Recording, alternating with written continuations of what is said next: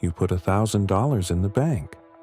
It feels like it just sits there, safe in a vault, waiting for you. That's the picture in most people's heads.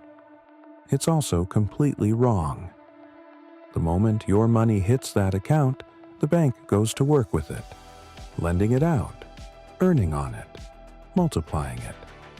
Your $1,000 might be doing the work of $5,000 somewhere out in the economy. And the interest you get for it? Often, almost nothing. This isn't a scandal. It's how banking has worked for centuries, in plain sight.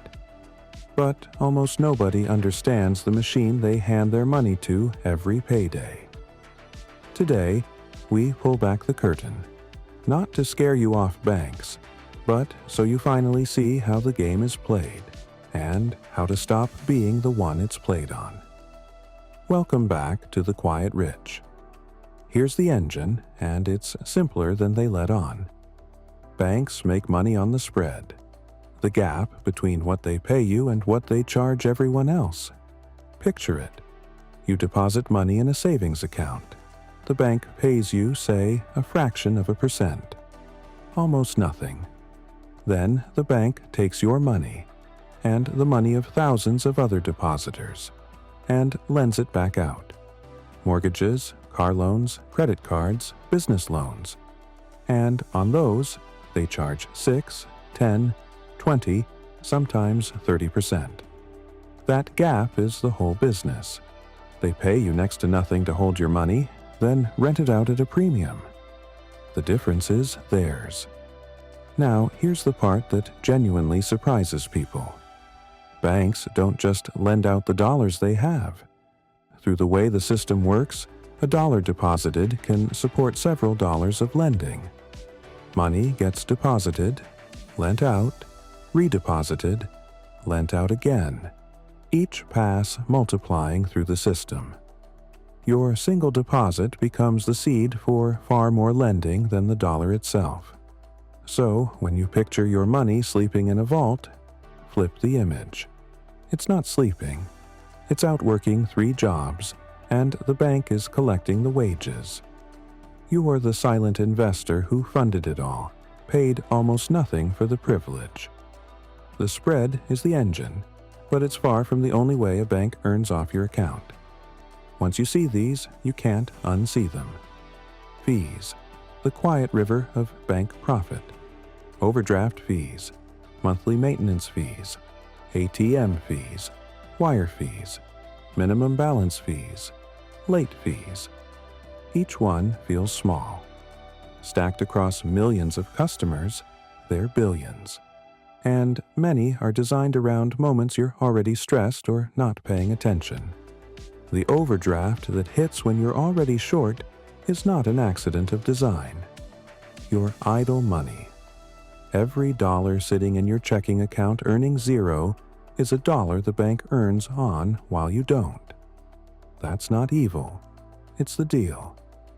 But it means idle cash is a gift to your bank. The more you leave parked, doing nothing, the more they make and you don't. Credit cards, the most profitable product they have. When you carry a balance, you pay some of the highest interest rates in all of consumer finance, often 20 to 30%. The bank borrowed that money for almost nothing and is renting it to you at a fortune. A carried credit card balance is one of the best deals in the world. Selling you more. Once you're a customer, you're a target for the next product. The loan, the line of credit, the insurance, the investment account with fees baked in. None of this is sinister. It's a business doing what businesses do. The mistake is being on the paying side of every one of these without realizing it. Here's where it gets useful. The wealthy use the exact same banking system you do, but they sit on the other side of as many of these as they can. Same machine, opposite seat. They minimize what the bank earns off them. They don't leave large piles of cash idle in zero-interest checking. They keep working capital lean and put the rest to work, in assets, in higher yield accounts, in investments. They treat idle cash as a leak to plug, not a comfort to sit on. They become the lender, not just the borrower. Remember the spread: pay little, charge more. The wealthy run their own version. They own assets that pay them. They lend through notes and private deals and collect the interest themselves. When you own income-producing assets, you start earning the spread instead of handing it over. They use the bank's cheap money on purpose. When the wealthy borrow against assets at low secured rates, they're using the bank as a tool, the way we covered in the very first video. They borrow cheap and put it toward things that earn more than the loan costs. The bank still makes money, but so do they, and they come out ahead. They refuse to pay the dumb fees. They don't carry credit card balances at 30%. They don't pay overdraft fees. They structure their accounts to avoid the quiet leaks, not because the amounts are huge to them, but because paying a fee you could have avoided is the opposite of how wealth thinks. The pattern is the same one this whole channel keeps circling. The system isn't hidden. The wealthy just learned which seat to sit in. Now, the guardrails, because banks make money off you, gets twisted into nonsense online all the time. First, banks are not your enemy, and you do need them. This isn't a take all your money out of the bank video. That's terrible advice. Banks provide safety, payments, credit, and convenience that are genuinely valuable. The goal isn't to escape the system, it's to stop being the one it quietly drains. Second, be skeptical of banks are a scam content. The internet is full of people who half understand how banking works and spin it into conspiracy to sell you gold, crypto, or a course. The system has real flaws and real critics worth reading, but most of the viral secret stuff is oversimplified or flat wrong. Understand it. Don't get radicalized by it. Third, your deposits are insured for a reason. Use that protection. In the U.S., deposits are insured up to a limit per bank. That safety is real and worth having. Don't let the bank earns off your money scare you into stuffing cash under a mattress, where inflation eats it and theft and fire threaten it. There's a smart middle. Fourth, high yield is not free money. Chasing the highest interest rate into an unknown institution or product can backfire. A slightly higher yield at a sketchy outfit isn't worth the risk to your principal. Boring, insured, reputable beats exciting and fragile. You don't need to fight your bank. You just need to stop being the easiest customer they have. A few moves, and they scale to any balance. Plug the idle cash leak.